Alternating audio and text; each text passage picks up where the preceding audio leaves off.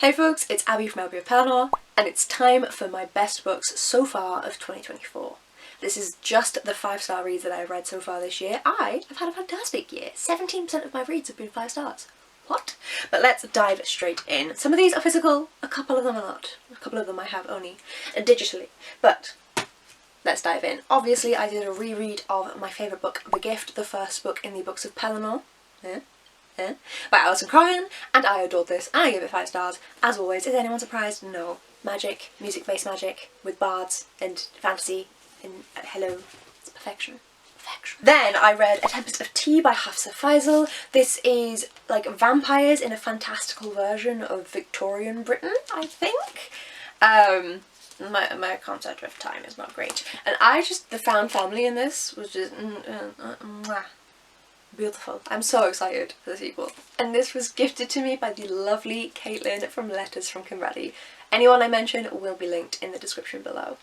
Then She Who Knows Firespitter by Nelia Corafo. Anything Nelia Corafo writes is gorgeous and stunning. What did you expect? I mean, really, truly, this book is beautiful. Defying societal norms and gender norms and going out and doing things better than a man ever could is always going to be a good book for me. I finally read the final book in the Arc of a Scythe series by Neil Shusterman, The Toll, and this is potentially the perfect ending. Like, oh my god. This ends out everything brilliantly in this world where we have reached utopia apparently, but no one dies, and so they have people who have quotas to kill off certain people, and it starts going wrong because of course it does. This just ends out everything perfectly. I had such a good time with it. And then I'm really annoyed that Godsgrave by J. Kristoff got 5 stars, because although I adore Godsgrave and Nevernight, I don't adore J. Kristoff. I'm really annoyed that he's written such a great series. For fuck's sake, he's racist. But this is fantastic. I already owned these before the allegations and then the proof of his racism came out, so I may as well read them because I already have them. I'm not giving him any extra money. So that's the only reason I'm still reading them. But yes, if you can get the second hand, the series is annoyingly brilliant. And I didn't buy it myself. It was actually bought for me by the lovely Carrie from Caring for Books. Another gifted book. This was from my Waypoint Books subscription box that I get as a promo perk run by Leather M, and she then sent Rizzio by Denise Mina, and oh my gosh, this is fantastic. It is a very short book. Mary Queen of Scots is betrayed by her husband and is watching that entire scenario.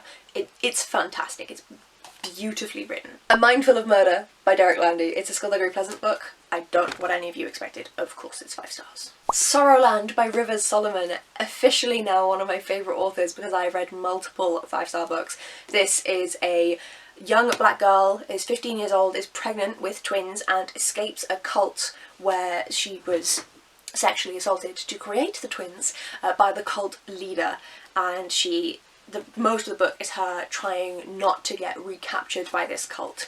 It is beautifully done. Like, oh, it's a work of art. Speaking of work of art, this is a non-fiction work of art, and that is The Transgender Issue by Sean Fay. This is one of just the best non-fictions about a subject I have read. I do love my non-fictions, but Sean Fay manages to talk so much about intersectionality, and considering that she's white, like yes, of course she is transgender, but she's white, and she really makes sure, and as far as she's declared at least, she's abled, and she really makes sure to mention the intersections there with women or men of colour, transgender women or men of colour, and also any that are disabled. She really looks into that and researches it, and I just appreciated that so much, as well as this being very readable and very well written. It's such a great non-fiction.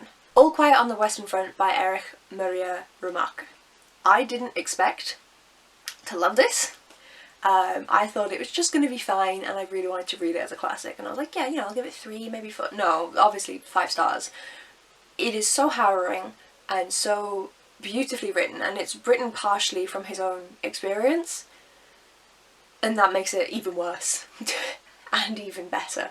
It's a novel about German soldiers on the front line in World War I in the trenches, and how it impacts them, how they live, how they're dying. It's a very, very tough book.